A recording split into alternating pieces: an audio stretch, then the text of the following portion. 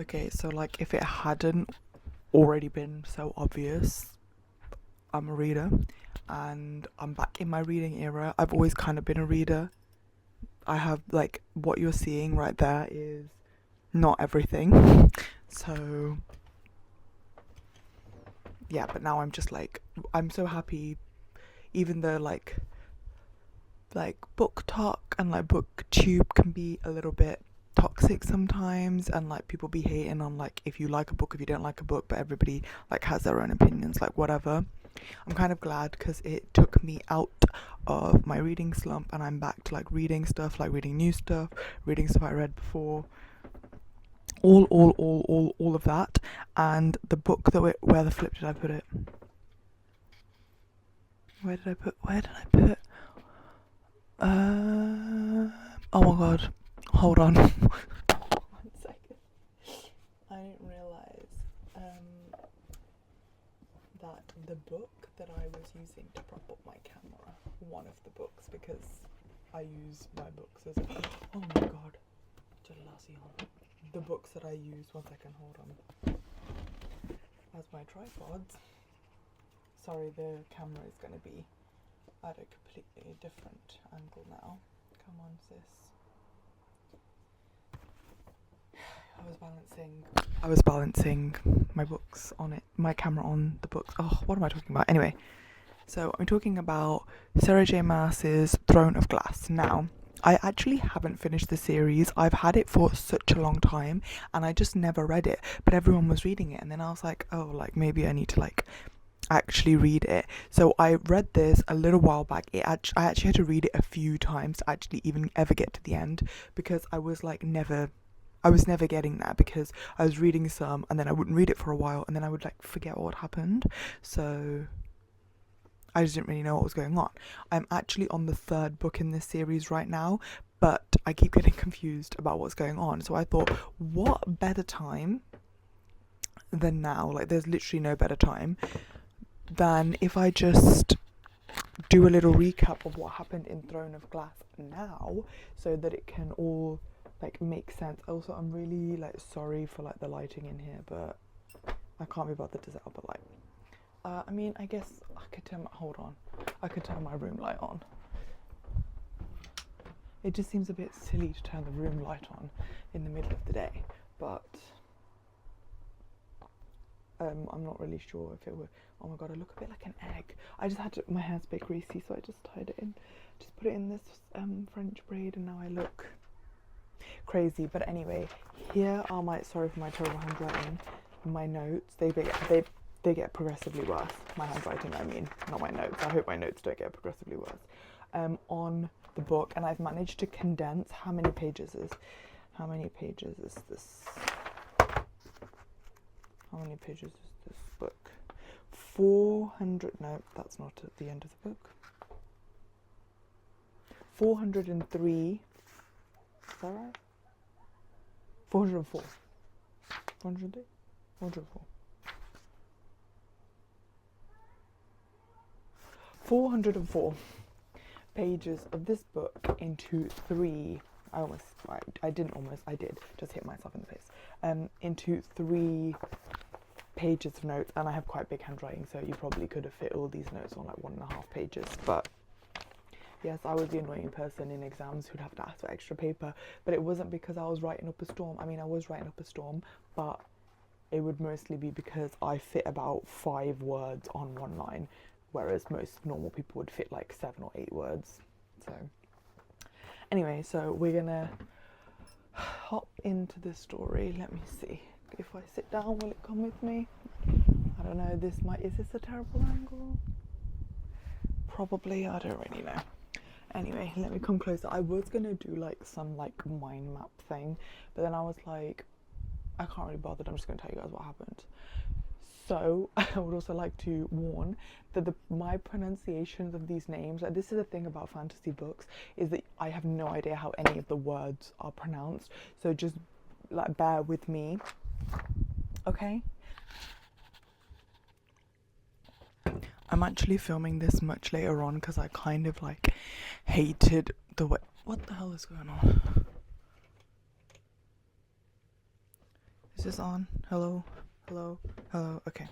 Because I kind of hated the way that I was filming it earlier, and I was like, yeah, this is not the one, so we're going to basically do take 2 of it all and see how it goes. But I think it's because the story's not clear in my head either, so how the hell am I going to expect anybody else to understand what I'm talking about? No one's going to know what I'm talking about, but here we go. Here it goes. So I'm going to try and take it from the top. I'm going to have to take my watch off because I'm getting a whole load of notifications right now, and my watch is just going ding ding ding ding ding ding, and it's just like my wrist, it's confusing me. Okay, so let's start with simplifying it. I just want to tell you about the main people that we need to be aware of for Throne of Glass. Okay, because I feel like telling you who they are as the story goes on is going to get confusing. Or is it? No, maybe I won't. Okay, we'll just tell you about 3 people that you need to be aware of first. That is Selena Sorodothanini, who is an 18-year-old assassin. She's known as Ardalan's assassin, but nobody knows that she's an 18-year-old, like, female little girl, basically. Because that would be bad for business, I guess, if everybody knew you were an assassin. Like, no one would come near you, so then how would you be able to kill someone? Anyway, and then we've got Carl, who is the captain of... I'm going to call him Cole. Chow? I'm going to call him Cole because it's easier to say. Cole, who is the captain of the King's Guard. He's actually of noble origins. Is that how you say that? Of noble lineage. But he abdicated his throne, so he should be a duke. He abdicated his title, and because he wanted to stay in Riftfold with the royal family, I don't know, because his bestie boo is Prince Dorian Hallivard. Doran. See, this is what happened before when I was recording. It's the names that are throwing me off. Anyway, so we've got Cole, who's the captain of the King's Guard. We've got Dorian, who is the prince, so aka the king's son. And then we've got the assassin, who is Selena. Now, Selena was enslaved and imprisoned in this slave camp because of her crimes as an assassin. However, at the start of Throne of Glass, we see Cole comes into Endover, which is the slave camp, and he basically gets her and says, oh, you've been summoned. Who does she get summoned in front of? The Prince of Prince of wherever, Aurelia, whatever it's called, and Andalalan, I don't know, wherever. Dorian. Why do I keep saying Dorian? And Dorian is like, look, I want you to be my contestant for the King's Champion tournament that my dad is putting on, and basically if you win, you get to not be in Endover, and you can work for my dad and basically just do his dirty work, like, you know, whatever assassins do. So the king, he's basically a conqueror, so he's like conquering kingdoms one by one, but the major point that I feel like we need to hone in here is that he's kind of banned magic. You're not allowed to do magic, and anything magic related is banned. So his land, which is Ardalan, and the neighbouring lands, they've all had magic banished. So obviously our girl Selena is not stupid. Like, she's either going to die in Endover, or she can like die in the King's tournament, or she could survive, whatever. But either way, this is her best option. So she agrees. So she's basically going to go under the alias of Lillian Gordana, who's a jewel thief. So because no one's supposed to know that she's, you know, a flippin' assassin. Also, these names are going to get so confusing because just in this book alone, she's given like 3 or 4 different names, and this is just the first book in the series. And I have read on, like I said before, I don't actually know like how this is all going to cut together, like which parts of the old clips I'm going to use, but she is called other things in other books. Just, that's not a spoiler, that's just to stop any confusion. This girl's got a lot of names, okay?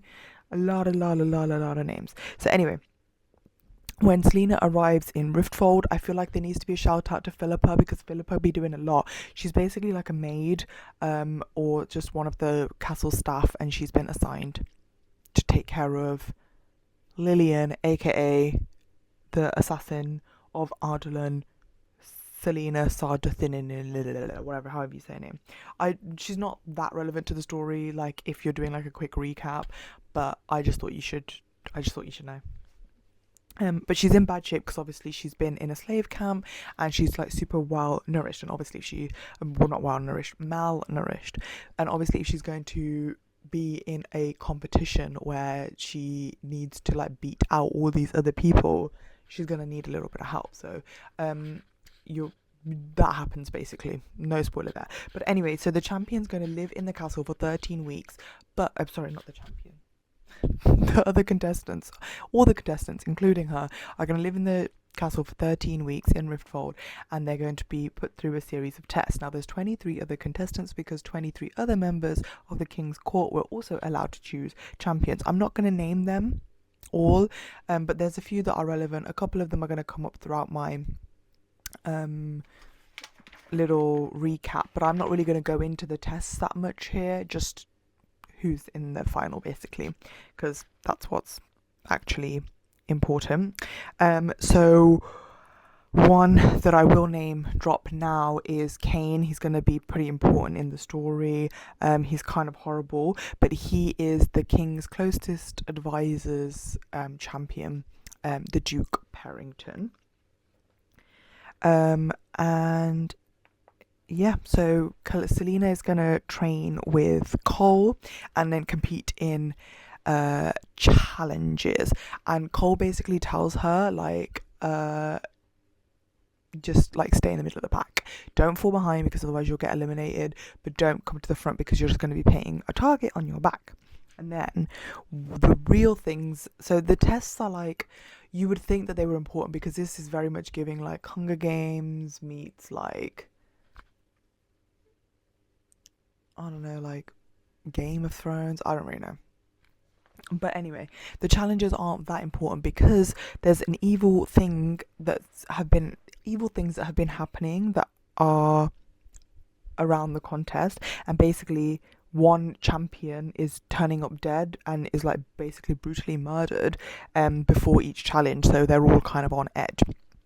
And so Selena starts investigating on her own, and she finds an entrance to these secret passages from her room, and she finds like a mausoleum or like a tomb that's dedicated to the first king and queen of Ardalan, Gavin, what a mundane name, and Elena. And then the ghost of Elena visits Selena in her dreams and explains that the clock tower that's on the castle grounds acts as a portal, and that something evil is coming through the portal, and that she must discover who is controlling it. And Elena basically says to Selena, these names are a bit too similar for my liking.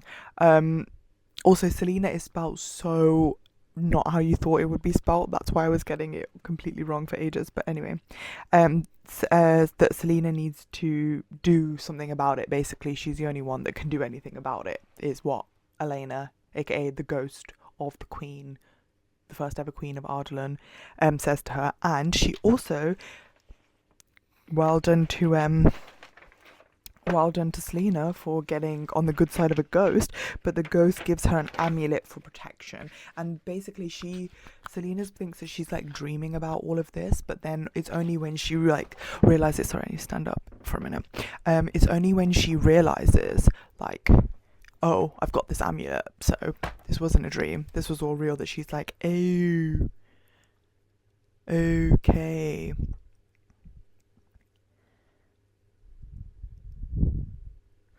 Okay, so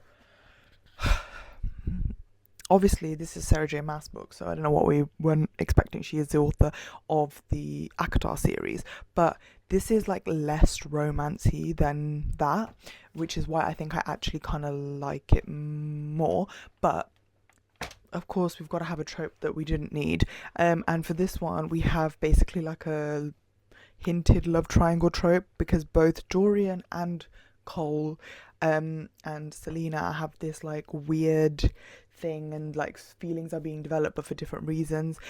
Cole it's a bit more subtle, and like they're both like just like warriors, and they train, and they just like they bond over trauma and like stuff like that, whereas Dorian is like charming, and they both like to read books. And basically this whole video is a spoiler, but spoiler alert, the first one who gets in there is Dorian, and Dorian is like giving her like late night visits. Not how you think, get your mind out of the gutter, but not how you think. But anyway, at some point there's a ball, so Selena goes to the ball uninvited. She's not supposed to be there. When she gets there, Cole's like, what the flip are you doing here? And she's like, dance with me. And he's like, no. So then what does she do? She goes to dance with Dorian, and then she dances the whole night with Dorian. And then what does that do? That leads to them going to her room, another late night rendezvous. And now you can put your mind back in the gutter, because yeah, that's when they like kiss a few times. And then like basically Cole knows, and then he's all like, oh, but like he doesn't like say anything or anything. Now I would like to just caveat from this love triangle for a second, because we've got a few other people that are involved. So we've got Princess Naima, and she is the princess of this land called Ilui, I don't know, and they are basically at war with Ardalan, but for political reasons she's basically staying in the castle with them, and her and Selena kind of become friends, but like they're both like hiding stuff from each other, obviously, because Selena's hiding that she's an assassin, but Naima is also hiding stuff, but we just don't know what it is yet. But they exchange a deal where Selena will teach Naima how to speak the common tongue that's used in Ardalan, because Selena does speak a bit of Ilwili, because some of the other prisoners at her slave camp were also Ilwi, whatever, however you say them. And if in return Naima will teach Selena about word marks, which are essentially like ancient signs that are magic, and she will also teach her the ancient language that is often used by magical beings. I would also like to point out at this point that Princess Naima is rumoured to be a rebel conspirator, because she's not actually on the side of Andalal, and obviously her whole land is against them because of the war, but they're basically trying to form an allegiance. And so I was under the impression, I won't say whether, but when I was reading this I was like, oh, so like is she supposed to end up with Dorian? Is that what's going on? I haven't got to the end of the series, so I don't actually know, but that's where like my brain was going with that.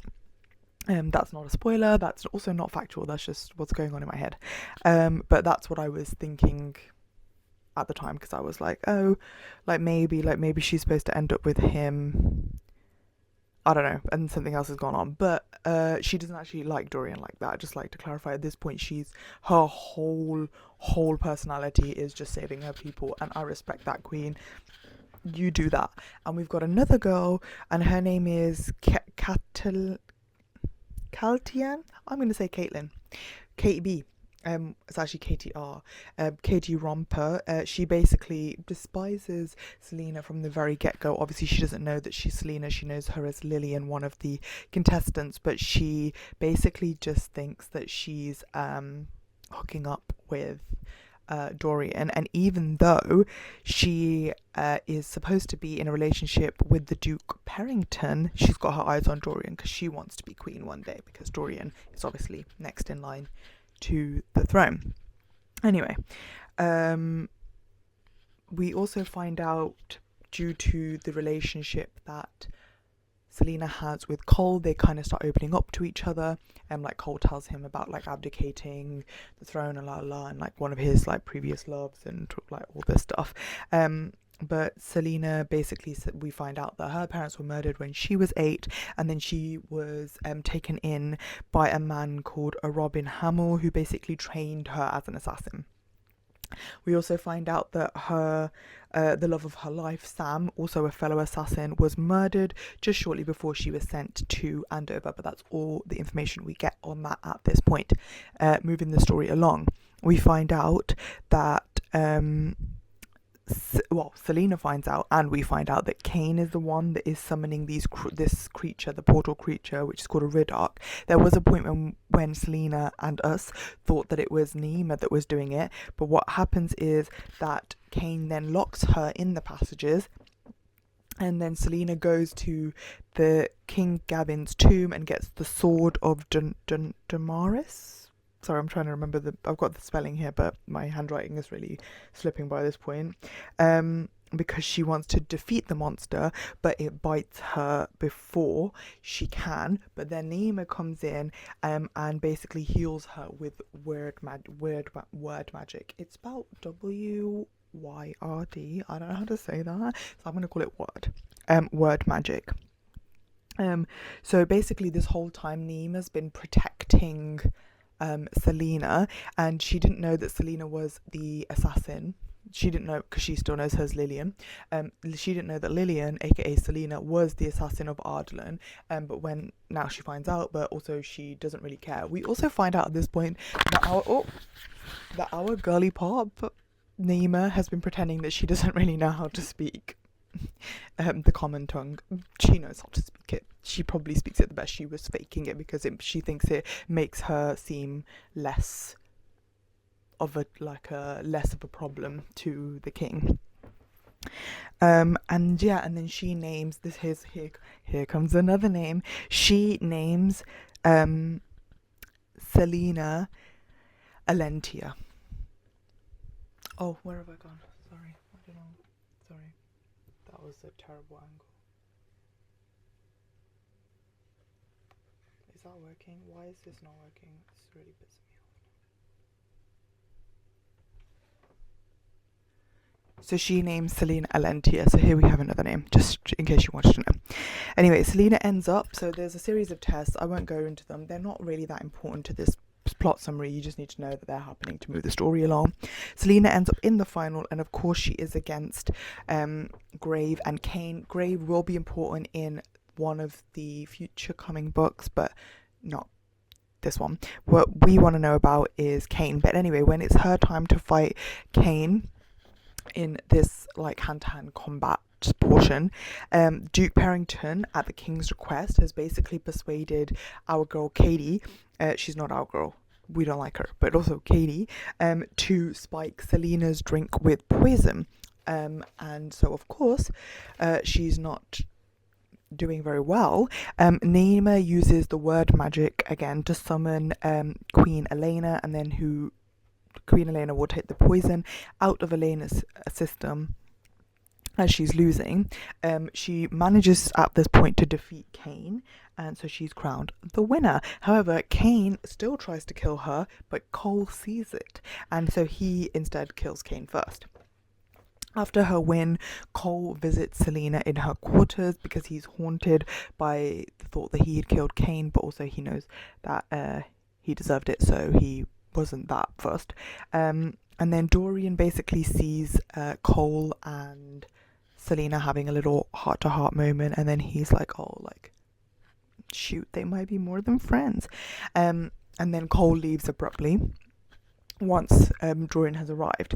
And then Selena basically tells Dorian, yo, hun, we can't do this hooking up business anymore because I'm the king's champion, but he wants to carry on in secret. And she's like, no, but we could just be friends. And so he agrees. And then Cole comes back to apologize to Dorian because obviously he's like, oh, I'm breaking bro code here. I actually don't think bro code exists. Guys are kind of just doing whatever they want, not just in the book world. Anyway, where was I? Yeah, so he's like, oh, I've come to say sorry to him, where is he? And then she's like, oh, I broke up with him. And then he's like, oh, okay. And then we skip the story skips on basically, and Selena signs her contract with the king. But at that point, the king also basically threatens Cole, threatens Nima, threatens Nima's family and Nima's people.